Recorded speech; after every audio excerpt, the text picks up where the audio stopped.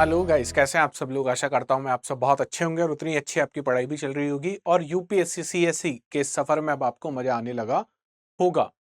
साथ ही साथ मैं ये भी उम्मीद करता हूं कि अभी तक आप सब लोगों ने यूपीएससी 2023 का जो सीएससी का प्रीलिम्स एग्जामिनेशन हुआ है, जो प्रारंभिक परीक्षा हुआ है, वो पेपर आपने देख लिया होगा।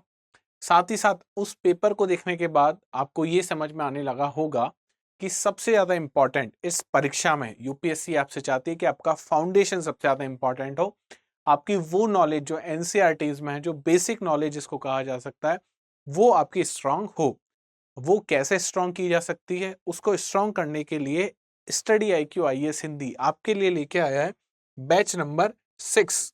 बैच नंबर 6 है और ये एक ऐसा कोर्स है, ये है फाउंडेशन कोर्स। फाउंडेशन का मतलब ये है कि इसमें आपका फाउंडेशन मजबूत किया जाएगा। वो नॉलेज, वो बेसिक नॉलेज जो यूपीएससी आपसे चाहती है और उस पे बनी हुई इमारत, जिससे आप उन ऑप्शंस को अच्छे तरीके से अटेंड कर सको, उन आंसर्स को अच्छे तरीके से लिख सको, वो दोनों ही चीजें यहाँ पे आपको सिखाई जाएंगी। तथा इसका मतलब ये कि यहाँ पे प्रारंभिक और मुख्य परीक्षा दोनों की तैयारी आपको करवाई जाएगी। और ये सामान्य अध्ययन के लिए एक ऑनलाइन कोर्स है जिसमें आपको लाइव क्लासेस आपको देखने को मिलेंगी। बैच की जो ओरिजिनल प्राइस है वो है 30,500 रुपए। आपको 30,500 पे नहीं करना है। अगर आप कोड यूज करते हैं, कोड MB लाइव, और कोड MB लाइव यूज करते हो आप 31 मई से पहले, 31 मई से पहले, अगर आप 31 मई से पहले अगर कोड MB लाइव यूज करते हो, तो ये जो कोर्स जिसकी प्राइस 30,500 रुपए है, ये घट के कितनी हो जाएगी? मात्र 17,499 रुपए। तो ध्यान रखना, आज लास्ट तारीख है इस कोड को यूज करने की। अगर आप आज कोड यूज करते हो और आज अपना बैच लेते हो, फाउंडेशन कोर्स में एनरोल हो जाते हो, तो ये कोर्स आपको मिल सकता है मात्र 17,499 रुपए में। और ध्यान रखना कि वो लोग जो 2024 को टारगेट कर रहे हैं, उनके लिए बहुत ही सुनहरा अवसर है। ये गोल्डन अपॉर्चुनिटी है इस बैच में एडमिशन लेने की। तो ज्यादा समय अपना व्यतीत ना करें, वेस्ट ना करें और फटाफट से एनरोल हो जाएं। और एक और सरप्राइज इसमें आपके लिए ये है कि यहाँ पे ये जो बैच नंबर 6 है, यहाँ पे जो क्लासेस शुरू होंगी वो ज्योग्राफी से ही शुरू होंगी। तो मैं ही आपकी क्लासेस यहाँ पे लूंगा और 7 तारीख से आपकी क्लासेस शुरू हो जाएंगी। तो जल्दी करें, यूज करें कोड MB लाइव। और वो लोग जिनको लगता है कि अभी या तो मेरे की एनसीईआरटी की नॉलेज वो इंपॉर्टेंट है मेरे लिए, या जिनको 2026-27 का अटेम्प्ट देना है, जिनके पास अभी 3 या 4 साल हैं, जो अभी से चाहते हैं कॉलेज के साथ तैयारी करना, उनके लिए सबसे इंपॉर्टेंट है क्या? उनकी एनसीईआरटीज। तो एनसीईआरटीज के लेके भी स्टडी आईक्यू आईएएस हिंदी आपके लिए एक बैच लेके आए, जिसमें सारी एनसीईआरटी कक्षा 6 से लेके 12 तक, वो एनसीईआरटी जो यूपीएससी सीएससी के लिए इंपॉर्टेंट है, वो सब आपको करवाया जाएगा मात्र 100 दिनों में। 100 का 120 या 110 हो सकता है, लेकिन ये भी कैसी क्लासेस होंगी? लाइव क्लासेस होंगी। और इसमें एडमिशन की जो अंतिम तिथि है वो है 31 मई। तो आज इसकी अंतिम तिथि है, लास्ट डेट है आज भी। और इसमें भी अगर आप कोड यूज करते हो MB लाइव, तो आपको ये जो बैच है जिसकी ओरिजिनल प्राइस है 4,000 रुपए, वो कितने में मिल सकता है? मात्र 1399 रुपीज में। तो हम लोगों ने क्लाइमेटोलॉजी शुरू कर दिया था, जलवायु विज्ञान हम लोगों ने शुरू कर दिया था। और जलवायु विज्ञान पढ़ते पढ़ते हम लोग पहुंच चुके थे कि वायुमंडल जो है वो कैसी संरचना है। वायुमंडल की जो संरचना है वो हमने देखी थी, स्ट्रक्चर ऑफ एटमॉस्फेयर की बात करी थी। और हमने ये देखा था कि सकेंद्रीय परतों में विभाजित किया जा सकता है वायुमंडल को। सकेंद्रीय परतों का मतलब हमने समझा था कि ऐसी परतें जिनका केंद्र सेम हो, उनको क्या कहा जाएगा? सकेंद्रीय परतें उनको कहा जाएगा, यानी को मंडल भी हम लोग कहते हैं। आगे जब हम पहुंचे तो हमने पाया कि तापीय विशेषता के आधार पर वायुमंडल को इन 5 भागों में बांटा जा सकता है। सबसे पहले हमने देखा था क्षोभ मंडल, समताप मंडल, मध्य मंडल, ताप मंडल और बाह्य मंडल के बारे में हमने बात करी थी। हाँ, ट्रोपोस्फेयर, स्ट्रेटोस्फेयर, मीजोस्फेयर, थर्मोस्फेयर और एग्जोस्फेयर के बारे में हम लोगों ने बात करी थी, जिसमें सबसे पहले हम लोगों ने शुरू किया था ट्रोपोस्फेयर। ट्रोपोस्फेयर जब हम लोग पढ़ रहे थे तो हमने सबसे पहले इस बात को जाना था कि ट्रोपोस जो शब्द है, ट्रोपोस्फेयर में जो ट्रोपोस शब्द है, ये ग्रीक भाषा का शब्द है और जिसका मतलब क्या होता है? जिसका मतलब है विक्षोभ। क्या मतलब होता है इसका? विक्षोभ। तो इस मंडल में आपको क्या देखने को मिलेंगे? बहुत सारे विक्षोभ आपको देखने को मिलेंगे और इसी मंडल को कई बार किस नाम से जाना जाता है? संवहनीय मंडल के नाम से भी इसको जाना जाता है। किसको जानते हैं हम लोग? क्षोभ मंडल को, क्षोभ मंडल को। तो अब आप समझ पाए होंगे इसका नाम क्षोभ कहाँ से आया होगा। ये जो विक्षोभ है, इसका जो क्षोभ है हमने कहाँ लिया है? इस मंडल के आगे, तो इसलिए इसका नाम क्या है? क्षोभ मंडल है। क्षोभ मंडल में हमने इसकी ऊंचाई के बारे में बात करी थी। इसकी औसत जो ऊंचाई है वो हम मानते हैं करीब वो 13 किलोमीटर है, लेकिन अगर वैसे देखा जाए तो ध्रुवों के निकट आपको कितनी देखने को मिलेगी? 8 किलोमीटर। तथा विषुवत वृत्त पर आपको कितनी देखने को मिलेगी? ये विषुवत वृत्त पे ज्यादा इसकी ऊंचाई देखने को मिली और वो ऊंचाई कितनी है? वो ऊंचाई है 18 किलोमीटर। तो आपको वो डायग्राम अच्छे से अब याद हो चुका होगा। यहाँ पे हमने बात करी थी कि ये आपकी पृथ्वी है, ये आपकी अर्थ है और अर्थ पे जब भी आप क्षोभ मंडल बनाओगे तो कुछ इस तरीके से बनाओगे। तो ये जो ऊंचाई आपको देखने को मिल रही है ये है 18 किलोमीटर और ये है आपकी 8 किलोमीटर। ये है आपकी भूमध्य रेखा या विषुवत वृत्त इसको आप कहोगे और ये है आपके ध्रुव या जिनको आप पोल के नाम से भी जानते हो। अब इसका क्या रीजन है ये आप मेरे को एक बार कमेंट सेक्शन में बताना। ये सब हमने पहले देख लिया है कि ऐसी ऊंचाई क्यों मिलती है हमें। साथ ही साथ हमने ये भी देखा था कि यहाँ पे तीव्र वायु प्रवाह जो संवहन धाराओं के कारण होता है और ताप अधिक ऊंचाई तक संवहन होता रहता है और समस्त गैसों का जो द्रव्यमान है वो अकेले क्षोभ मंडल में आपको कितना देखने को मिलेगा? 75% देखने को मिलेगा। इसका मतलब ये कि अगर पूरे वायुमंडल का द्रव्यमान मैं मान लूं 100 किलो है, कितना है? 100 किलो। तो अकेले इस क्षोभ मंडल में आपको कितना देखने को मिलेगा? इस अकेले क्षोभ मंडल में आपको 75 किलो 75 किलोग्राम आपको कहाँ देखने को मिलेगा? इस क्षोभ मंडल में देखने को मिलेगा। इसका मतलब जो जितनी भी गैसें हैं वो ज्यादातर गैसें आपको कहाँ देखने को मिलेंगी? इस क्षोभ मंडल में। तथा मैं ये भी आपसे कह सकता हूं कि जितनी भी भारी गैसें हैं, जितनी भी कैसी गैस? भारी गैस, वो सब आपको कहाँ देखने को मिलेंगे? क्षोभ मंडल में देखने को मिलेंगी। तो आपसे सवाल पूछा जा सकता है, मान लीजिए सवाल आपसे पूछा गया निम्नलिखित में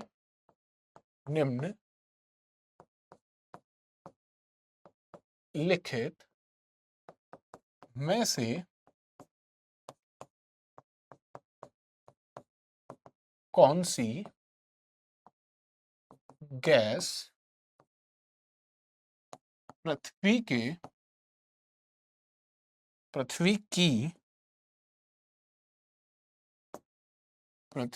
की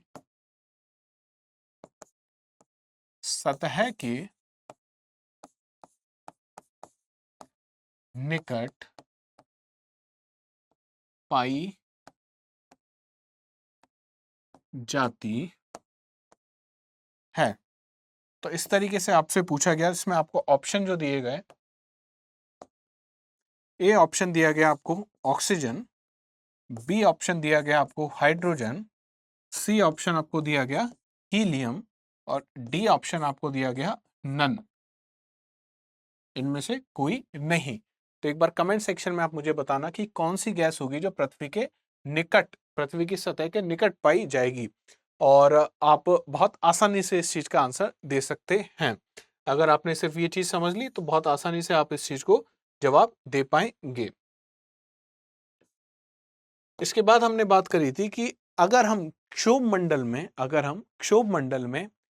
ऊपर की ओर जाएं, ऊपर की ओर मतलब अगर क्षोभ मंडल में हम लोग ऊंचाई पे जाएं, कौन से मंडल में हम लोग जाएं? क्षोभ मंडल में। और यहां पे अगर ऊंचाई लगातार बढ़ती जाएगी,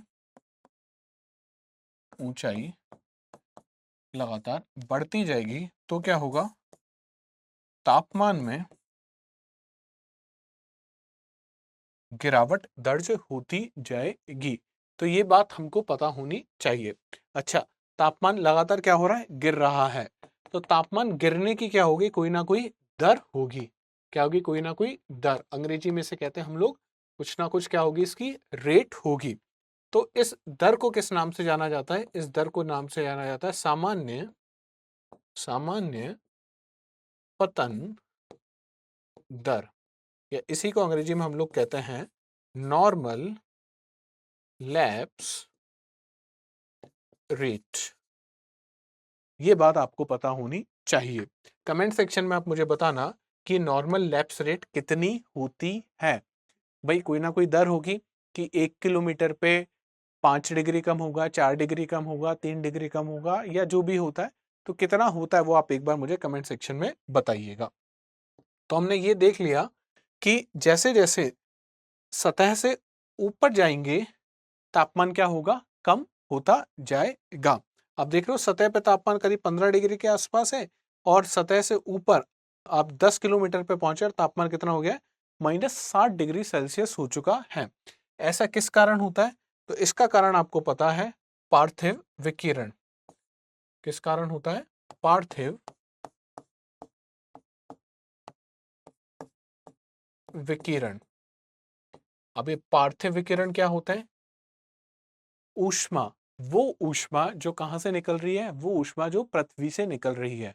तो पृथ्वी की ऊष्मा तो बाहर नहीं आ पाती। पृथ्वी की ऊष्मा बाहर आएगी तो क्या होगा? ज्वालामुखी विस्फोट होगा। तो यहाँ पे कौन सी ऊष्मा की बात की जा रही है? यहाँ पे वो ऊष्मा जो सूर्य से आ रही है, पृथ्वी से टकरा रही है, पृथ्वी से टकराने के बाद वो वापस कहाँ जाएगी? वायुमंडल में जाएगी। तो ऐसी ऊष्मा जो पृथ्वी से टकराने के बाद क्षोभ मंडल में जा रही है, तो जब पृथ्वी की सतह पे वो टकराती है ऊष्मा, तो सतह के पास का तापमान आपको सर्वाधिक देखने को मिलेगा। और जैसे जैसे आप ऊपर जाते जाओगे, चूंकि गैसों का द्रव्यमान कम होता जाएगा, जब गैसों का द्रव्यमान कम होता जाता है तो इस वजह से क्या होता है? वहां पे तापमान आपको कम देखने को मिलेगा। इसी वजह से आप देखोगे, इसी वजह से आप क्या देखोगे कि मान लेते हैं ये क्या है, यहाँ पे 20 degree Celsius, 15 degree Celsius, 10 degree Celsius, 5 degree Celsius, 0 degree. इसी तरीके से मैं आगे चलूँ, -10, -20, -30, -40, -50 और -60 डिग्री सेल्सियस। -60 डिग्री सेल्सियस, इसको इस तरीके से लिखा जा सकता है। और यहाँ पे इस वाले एक्सिस पे मैं क्या ले लूँ? इस वाले पे मैं हाइट ले लेता हूँ। तो यहाँ पे 1 किलोमीटर, 2 किलोमीटर, 3, 4, 5, 6, 7, 8, 9, 10। तो ये जो लास्ट पॉइंट है ये क्या है? 10 किलोमीटर। तो जैसे जैसे आप ऊंचाई पे बढ़ते जा रहे हो, ऊंचाई पे बढ़ते जा रहे हो, आप क्या देख रहे हो कि तापमान लगातार क्या होता जा रहा है? कम होता जा रहा है। किस रेट से कम हो रहा है? इसको ही हम कहते हैं नॉर्मल लैप्स रेट, या इसे ही कहा जाता है सामान्य पतन दर। कितनी होती है ये आप मेरे को कमेंट सेक्शन में बता ही दोगे। तो वैसे तो 6.5 डिग्री सेल्सियस कम होता जाता है हर 1 किलोमीटर के साथ साथ। उसका क्या रीजन है? पहली बात तो जैसे वायुमंडल में हम लोग ऊंचाई के साथ ऊंचाई जैसे जैसे बढ़ती जाएगी, घनत्व क्या होता जाएगा? कम होता चला जाएगा। वायु दाब क्या होता जाएगा? कम होता जाएगा। और दूसरा, निचला भाग सौर्थिक विकिरण के अवशोषण के कारण गर्म नहीं होता, बल्कि किसके कारण गर्म होता है? धरातल के ऊष्मा के निचले वायुमंडल में परिचालन, संवहन और विकिरण विधियों में जब स्थानांतरण होती है ऊष्मा, जिनको हम लोग पार्थिव विकिरण कह रहे हैं, उनके कारण क्या होता है? ये गर्म होता है। तो नीचे से गर्म होगा, ऊपर से ज्यादा गर्म नहीं होगा।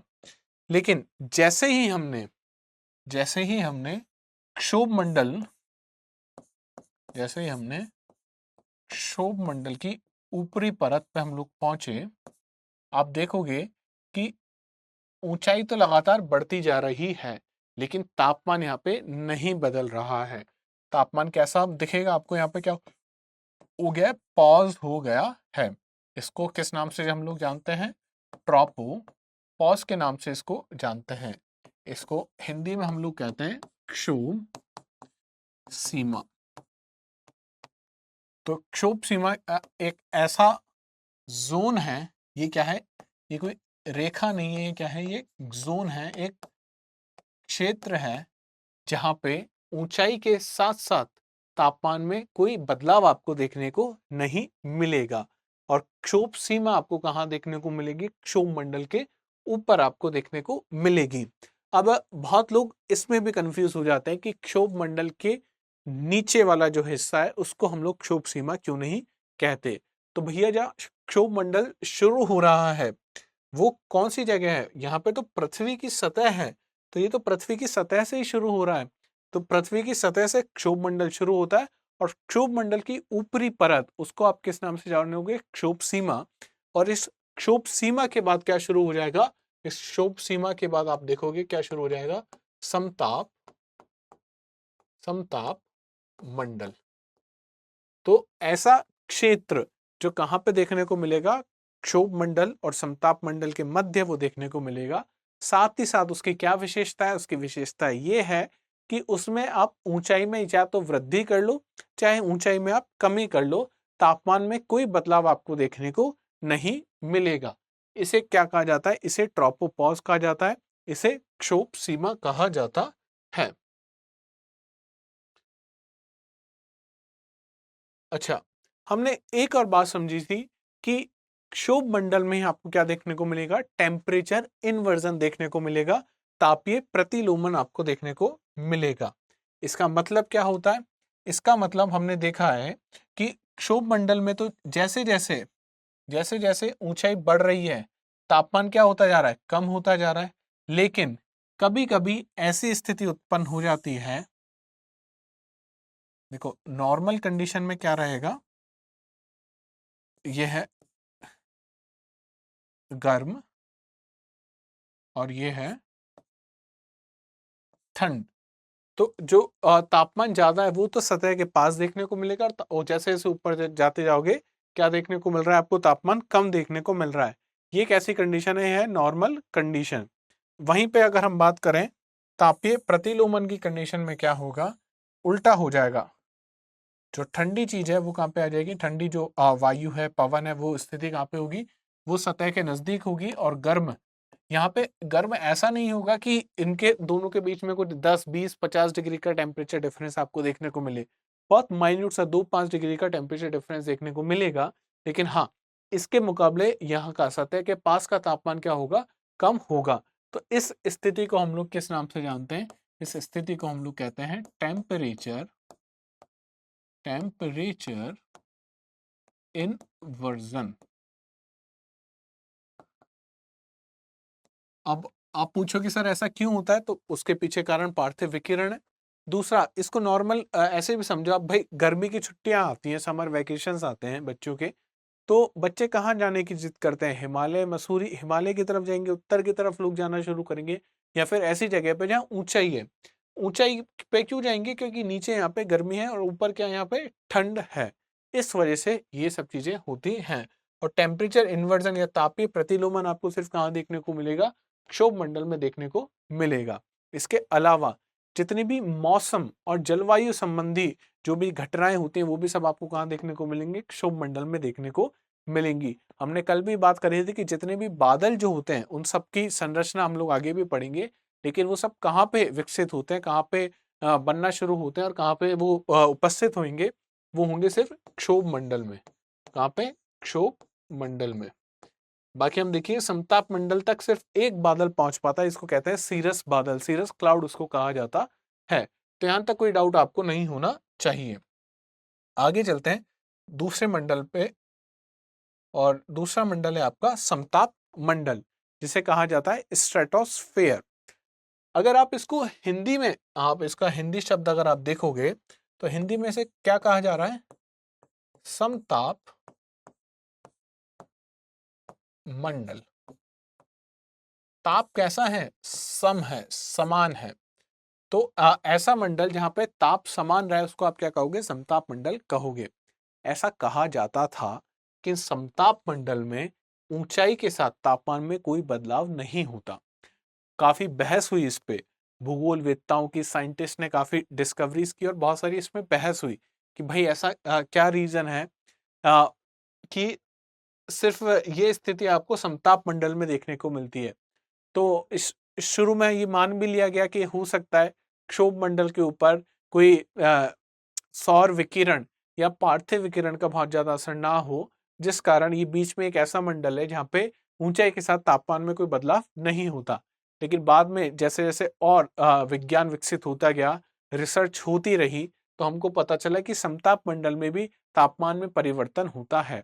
तो शुरुआत में इसलिए इसका नाम क्या रख दिया गया था, समताप मंडल। तो ऐसा मंडल जहाँ पे तापमान सम रहता हो उसको हम समताप मंडल कहेंगे। तो क्या समताप मंडल में ऊंचाई के साथ तापमान में कोई परिवर्तन नहीं होता? ये बात आज कैसी है, ये गलत है। ये क्यों गलत साबित हो गई, इसके पीछे रीजन क्या था? इसके पीछे रीजन ये था कि जो समताप मंडल है, कौन सा मंडल, ये जो समताप मंडल है, या जिसको आप कह सकते हो स्ट्रेटोस्फेयर है, स्ट्रेटोस्फेयर है, यहां पे आपको क्या देखने को मिलती है, यहाँ पे आप देखोगे 20 से 25 किलोमीटर के आसपास आपको क्या देखने को मिलेगी, सतह से अगर 20 से 25 किलोमीटर ऊपर चले जाओगे तो यहाँ पे आपको देखने को मिलेगी ओजोन। क्या देखने को मिलेगी आपको? ओजोन आपको देखने को मिलेगी। और हमें पता है कि ओजोन का काम क्या है, ओजोन एक फिल्टर की ऐसे कार्य करती है। किसकी ऐसे कार्य करती है? ओजोन एक फिल्टर की ऐसे कार्य करती है। और किसको फिल्टर करती है? तो हमें पता है जो पैरा बैंगनी या अल्ट्रा वायलेट जो किरणें हैं, उनको वो कहां तक नहीं पहुंचने देती, वो पृथ्वी तक नहीं पहुंचने देती। लेकिन ये पैरा बैंगनी किरणें कहां तक पहुंच रही हैं? तो समताप मंडल तक तो ये पहुंच रही हैं। इसका मतलब मान लेते हैं ये आपकी पृथ्वी, इसके ऊपर आपको क्या देखने को मिला, इसके ऊपर आपको देखने को मिल रहा है क्षोभ मंडल।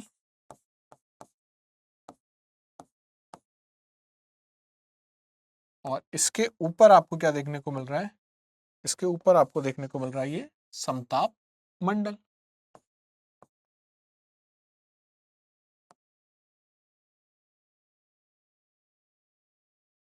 समताप मंडल में आपको क्या देखने को मिल रहा है? हमें पता है कि समताप मंडल में आपको देखने को मिलेगी ओजोन।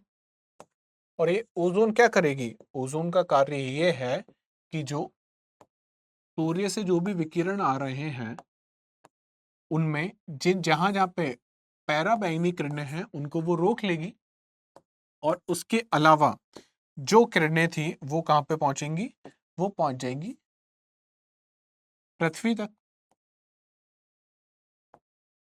ये तो काम है ओजोन का। वो किरणें जिनमें अल्ट्रा वायलेट किरणें थी, या मैं कहूं पैरामैग्नेटिक किरणें थी, वो सिर्फ कहां तक पहुंच पाई? समताप मंडल में। समताप मंडल के इस वाले हिस्से पे, मतलब ऊपर वाले हिस्से का तापमान अधिक होगा नीचे वाले हिस्से के मुकाबले। इसका मतलब समताप मंडल में जैसे जैसे ऊंचाई बढ़ेगी तापमान में क्या होगा? वृद्धि होगी। अर्थात अर्थात अगर हम ग्राफ बनाएं, जो हम लोग जिसकी बात कर रहे थे, तो सबसे पहले हमने बताया था क्षोभ मंडल का। तो क्षोभ मंडल में क्या हो रहा है, जैसे जैसे ऊंचाई बढ़ रही है, ऊंचाई बढ़ रही है, तापमान में क्या हो रही है? गिरावट आ रही है। ये क्या थी? ये थी आपकी ट्रोपोपॉज, या इसको हमने कहा था क्षोभ सीमा। क्षोभ सीमा में तापमान कुछ रहा होगा, लेकिन समताप मंडल जैसे ही शुरू हुआ, तापमान में धीमे धीमे क्या होने लगी? वृद्धि होने लगी। और तापमान सर्वाधिक आपको कहां देखने को मिलेगा? समताप मंडल की जो ऊपरी परत है। क्यों देखने को मिलेगा? क्योंकि किसके कारण? पैरा बैंगनी किरणों के कारण।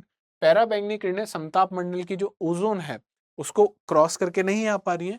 तो जैसे जैसे समताप मंडल में आप ऊपर बढ़ते जाओगे, क्या बढ़ता जाएगा? तापमान, जो आपका टेम्परेचर है वो बढ़ता जाएगा। किसके साथ? ऊंचाई के साथ।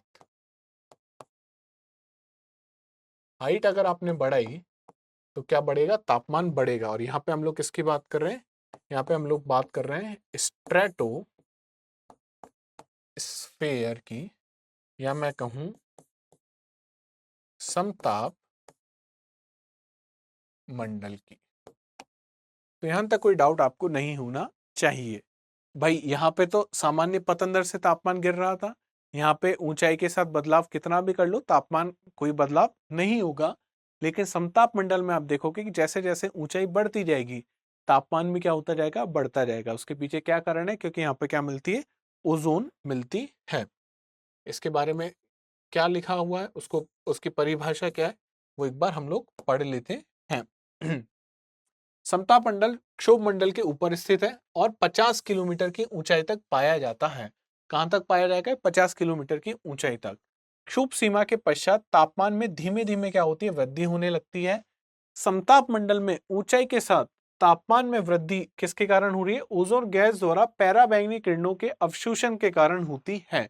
तो आपसे पूछा जा सकता है कि भाई समताप मंडल में या मैं कहूं स्ट्रेटोस्फेयर में क्यों ऊंचाई के साथ जैसे जैसे हाइट बढ़ रही है क्यों तापमान बढ़ता जा रहा है, उसके पीछे क्या कारण है। तो वो इस तरीके से आपको बताएगा कि चूंकि सतह से दूर है, वो सूर्य के नजदीक है, क्षोभ मंडल के ऊपर है, या फिर चौथा ऑप्शन उसने दे दिया कि ओजोन गैस क्या करती है, पैराबैंगनी किरणों का अवशोषण करती है।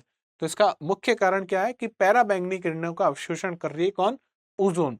अब यहां से एक और प्रश्न बन गया कि ओजोन सबसे ज्यादा कहां पाई जाएगी, तो हमको दिख रहा है ओजोन कौन से मंडल में पाई जा रही है, समताप मंडल में पाई जा रही है।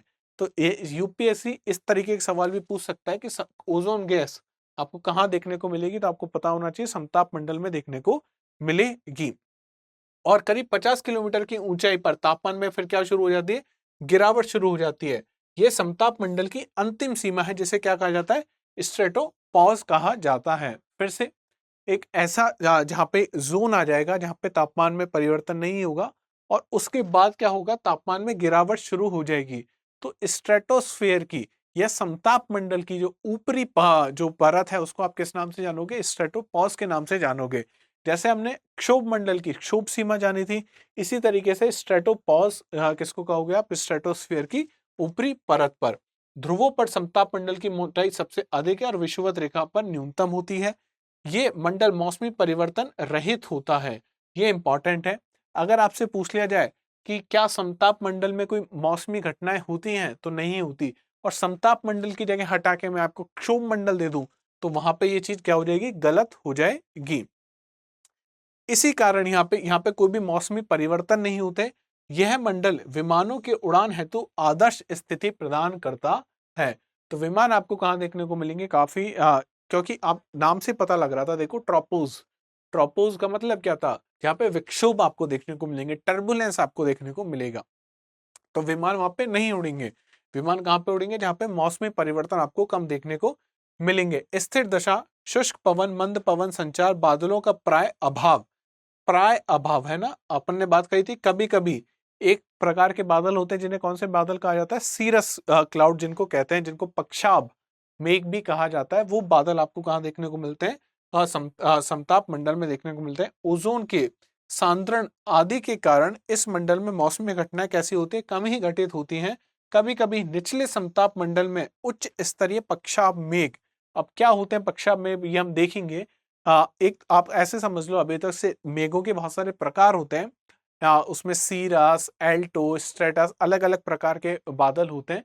तो उसमें एक प्रकार का बादल होता है जिसको कहा जाता है सीरस या पक्षाभ मेघ। तो वो पक्षाभ मेघ या वो सीरस क्लाउड कभी कभी कहाँ पहुंच जाते हैं, समताप मंडल में पहुंच जाते हैं। उनकी हाइट बढ़ गई तो क्या होगा, वो कहाँ पहुंच जाएंगे, समताप मंडल में पहुंच जाएंगे। और इन्हें सीरस क्लाउड्स को या पक्षाभ मेघों को क्या कहा जाता है, मदर ऑफ पर्ल क्लाउड। सिर्फ इसका हमने नामकरण कर दिया कि मदर ऑफ पर्ल क्लाउड। तो आपसे यूपीएससी किस प्रकार प्रश्न पूछ सकती है, या फिर स्टेट पीसीएस किस प्रकार से प्रश्न पूछ सकती है कि मदर ऑफ पर्ल क्लाउड, इस प्रकार के बादल, इस प्रकार के बादल कौन से मंडल में पाए जाते हैं। और उसने ऑप्शन दिया आपको, क्षोभ मंडल, बी ऑप्शन दिया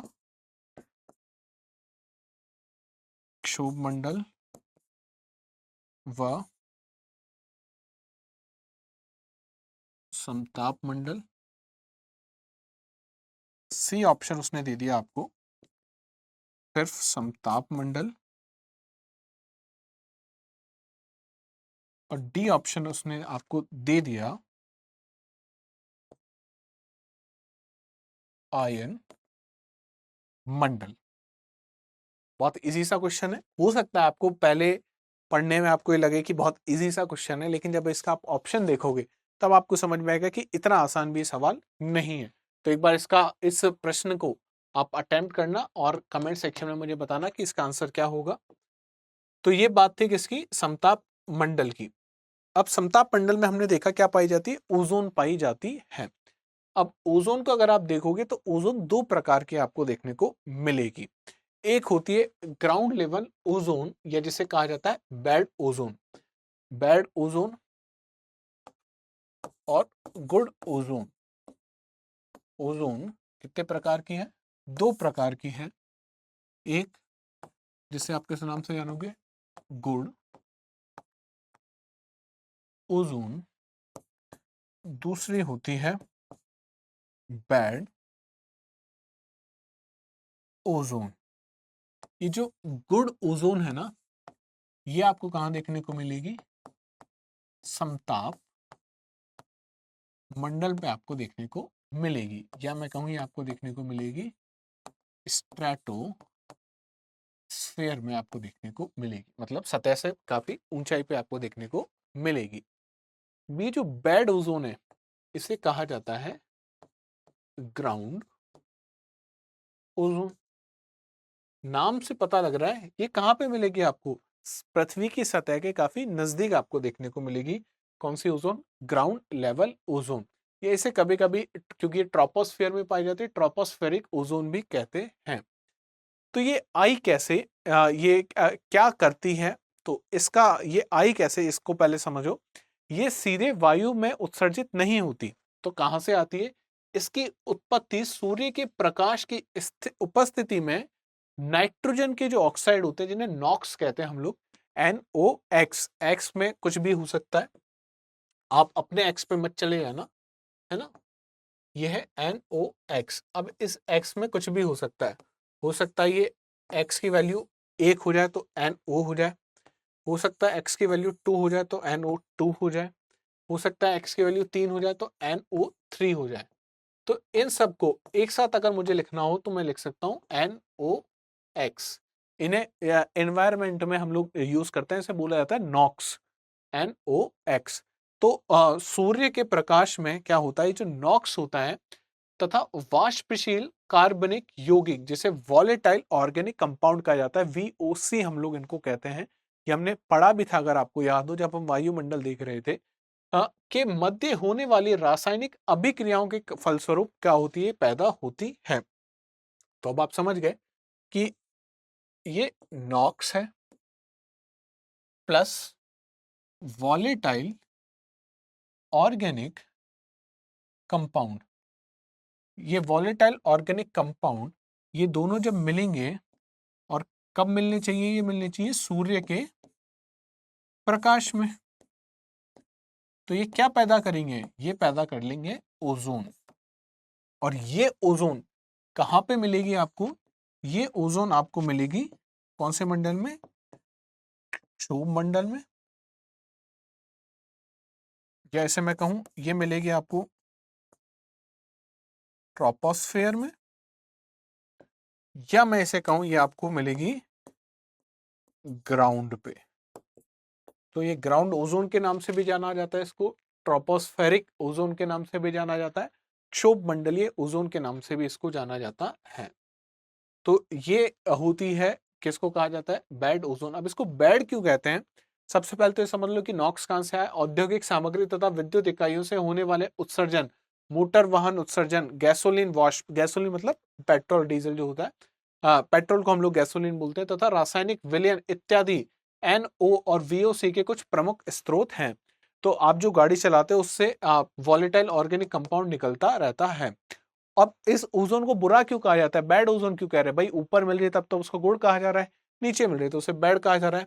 ओजोन युक्त वायु में श्वसन से विशेष रूप से बच्चे, वृद्ध और अस्थमा जैसे फेफड़ों से संबंधित क्या हो जाती है, बीमारी हो जाती है।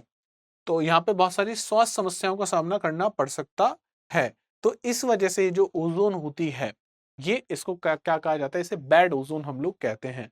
तो आपसे पूछा जा सकता है ना कि ओजोन कहाँ पे आपको मिलेगा, अगर सिर्फ ये पूछा जा रहा है कि ओजोन कहाँ पे मिल रहा है तो हमें नॉर्मली पता है कि ये समताप मंडल में मिलेगा। तो आपसे अगर ये पूछा जा गया कि सिर्फ क्या समताप मंडल में ही ओजोन मिलता है, तो ये बात गलत होगी, क्योंकि हमने देखा कहाँ मिल रहा है, ट्रोपोस्फियर में भी मिल रही है। तो प्रश्न किस प्रकार दिया गया, ये चीजें उस पर निर्भर करती हैं। तो दो प्रकार की ओजोन आपने देख ली, गुड ओजोन और बैड ओजोन। तो गुड ओजोन ये आपको कहाँ देखने को मिलेगी, ये आपको देखने को मिलेगी समताप मंडल पे, जबकि जो बैड ओजोन है वो आपको कहाँ देखने को मिलेगी, वो आपको देखने को मिलेगी क्षोभ मंडल में। यहाँ पे आप देख रहे हो नॉक्स आपको देखने को मिल रहा है, और यहाँ पे वॉलेटाइल ऑर्गेनिक कंपाउंड। अपन ने उस समय भी बात करी थी कि जब पेंट करते हैं हम लोग तो खुशबू आती है एक अलग तरह की। आप अगर किसी कारपेंटर के कारखाने से आके निकल रहे हो और वहां पे वो फर्नीचर पे कुछ स्प्रे कर रहा है, तो वहां पे भी अलग तरह की स्मेल आती है, वो देखोगे आप, मास्क लगा के वो स्प्रे करते हैं। वो सब क्या है, वो है VOC, वॉलेटाइल ऑर्गेनिक कंपाउंड। और ये VOC और नॉक्स, नॉक्स गाड़ियों से निकलता है, धुआं से निकलता है, गाड़ी की से औद्योगिक जो इकाइयां होती है, जो इंडस्ट्रीज होती है, वहां से नॉक्स निकलता है। यहाँ से वॉलेटाइल ऑर्गेनिक कंपाउंड गाड़ियों से भी निकलते हैं। ये सब जब सूर्य के प्रकाश में रिएक्शन करेंगे तो क्या बना लेंगे, ओजोन बना लेंगे। वो कैसी होती है, वो होती है बैड ओजोन। तो नीचे आपको देखने को मिलेगी सतह के पास जो ओजोन है वो है बैड ओजोन, जो अच्छी नहीं है। जो ऊपर ओजोन है समताप मंडल में, ट्रोपोस्फेयर में, वो कैसी ओजोन है, गुड ओजोन है। तो देखो दोनों तरफ है तो ओजोन ही, लेकिन एक तरफ वो अच्छा कार्य कर रही है, पैराबैंगनी किरणों को नहीं आने दे रही है। दूसरी तरफ ओजोन अगर सतह के पास विकसित हो गई तो वो स्वास्थ्य संबंधी, श्वसन संबंधी जो भी रोग होते हैं उनको पैदा कर सकती है। तो ये आपको पता होना चाहिए। अब जब ओजोन की बात ही चल रही है तो एक और बात हम लोग कर लेते हैं कि ओजोन डिप्लीशन क्या होता है।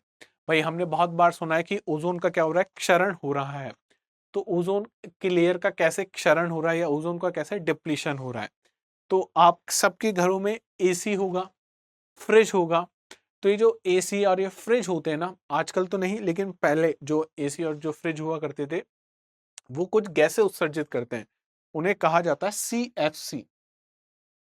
CFC कहा जाता है। तो इसमें क्लोरीन, फ्लोरीन और कार्बन परमाणुओं से युक्त ये जो गैसें होती हैं, ये कहाँ से निकलेंगी, CFC रेफ्रिजरेशन प्रणाली में तरल पदार्थ के रूप में सर्वाधिक प्रयोग किया जाता है। तो आप देखोगे जो कंप्रेसर होता है ना, फ्रिज में कंप्रेसर होता है, एसी में कंप्रेसर होता है, वहां पे CFC क्लोरोफ्लोरोकार्बन इसको कहा जाता है। और ये क्लोरोफ्लोरोकार्बन जब वायु में उत्सर्जित होते हैं तो लंबवत वायुमंडलीय परिसंचरण द्वारा समताप मंडल में ओजोन परत तक ये पहुंच जाते हैं। इसका मतलब क्या है, लंबवत वायुमंडलीय परिसंचरण।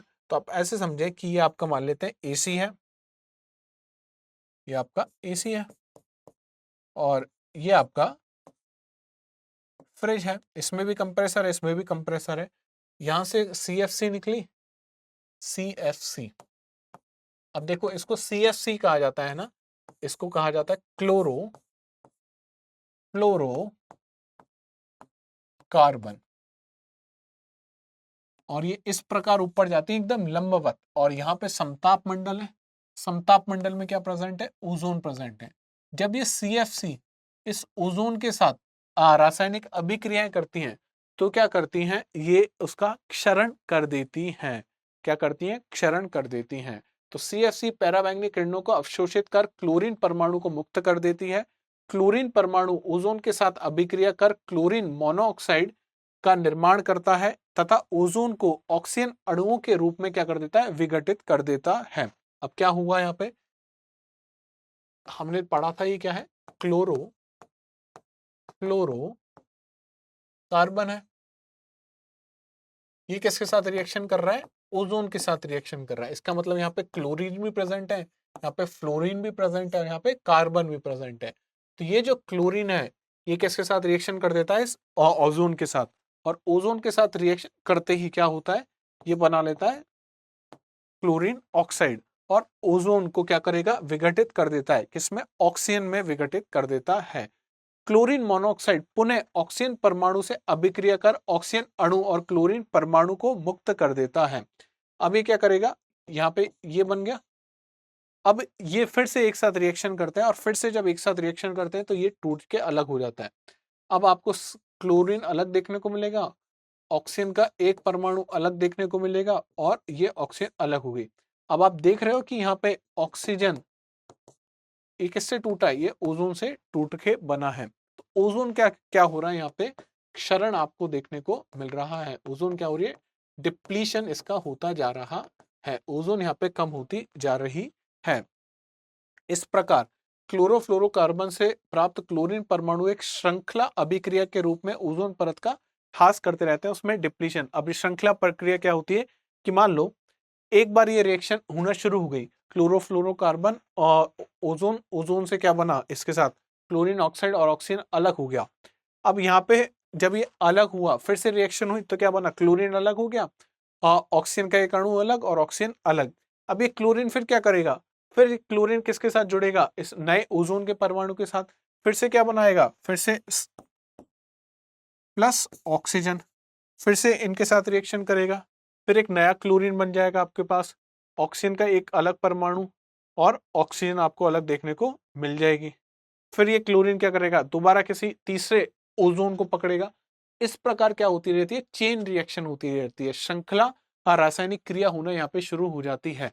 और किसका ह्रास होना शुरू हो जाता है, ओजोन का, ओजोन डिप्लीट होना शुरू हो जाती है, ओजोन का क्षरण यहाँ पे शुरू हो जाता है। तो इसे क्या कहा जाता है, ओजोन डिप्लीशन, ओजोन क्षरण इसको हम लोग कहते हैं। इस क्रिया को हम लोग ऐसे भी समझ सकते हैं, देखो ये क्लोरीन है, क्लोरीन क्या कर रहा है, ऑक्सीजन ये यहाँ पे ओजोन के साथ रिएक्शन करके ClO बना और यहाँ पे O बनता है और इस प्रकार ये रिएक्शन आगे चलती रहती है। तो ये क्या चीज होती है, इसी को हम लोग कहते हैं, क्या हो रहा है यहाँ पे, ओजोन का डिप्लीशन होना यहाँ पे शुरू हो गया है। तो यहाँ तक उम्मीद करता हूँ कि यहाँ तक आपको कोई डाउट नहीं होगा। आज हमने बहुत अच्छे से पढ़ा, क्या आज हमने अच्छे से पढ़ा, समताप मंडल के बारे में हमने जाना और समताप मंडल में हमने ओजोन के बारे में जाना, ओजोन कितने प्रकार की होती है, ओजोन का डिप्लीशन क्या होता है। ये बहुत इंपॉर्टेंट है आपके इन्वायरमेंटल सेक्शन में भी, है ना। एनवायरमेंट जब आप पढ़ोगे तो वहां पे भी आपको ये सब चीजें बताई जाएंगी, वहां पे भी ये चीजें बहुत इंपॉर्टेंट है। ओजोन डिप्लीशन बहुत इंपॉर्टेंट टॉपिक हो जाता है वहां पे। कल हम जब मिलेंगे तो हम लोग मध्य मंडल के बारे में चर्चा करेंगे। टेलीग्राम चैनल है, PDF आपको यहाँ पे मिल जाएगी, सारी क्लासेस की जो अभी तक नहीं मिल पाई है वो भी सारी मिल जाएंगी।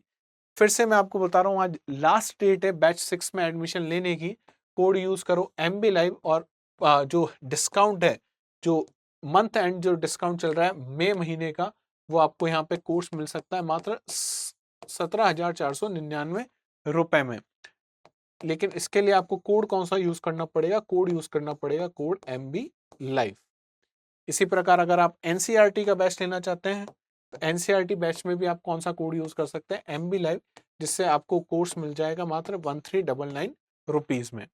तो कल मिलते हैं मध्य मंडल के साथ, तब तक चीजों को आप रिवाइज करते रहिए, नोट्स बनाते रहिए और चीजों को समझते रहिए। अपना ध्यान रखिए। जय हिंद, जय भारत।